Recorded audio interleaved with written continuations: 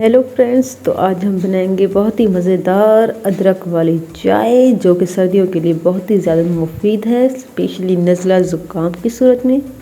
तो इसके लिए सबसे पहले हम 1.5 कप दूध लेंगे, आधा कप इसमें हम पानी का ऐड करेंगे,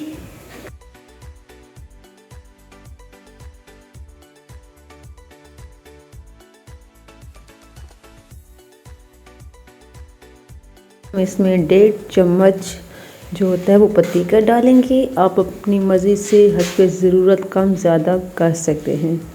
और दालचीनी के 2 टुकड़े हम इसमें डाल देंगे। उसके बाद छोटी इलायची जो होती है वो भी हम 2 इसमें डाल देंगे।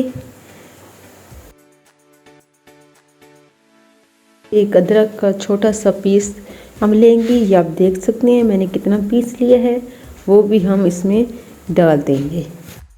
1 टेबल स्पून हम इसमें चीनी का डालेंगे। चीनी भी आप अपने हिसाब से कम ज़्यादा कर सकते हैं।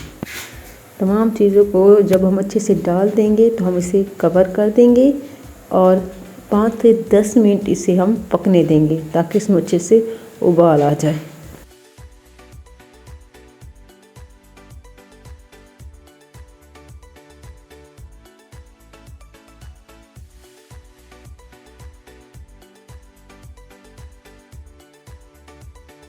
आप देख सकते हैं कि इसमें किस तरह अच्छे से उबाल आ चुका है चाय में, इसका कलर भी चेंज हो चुका है।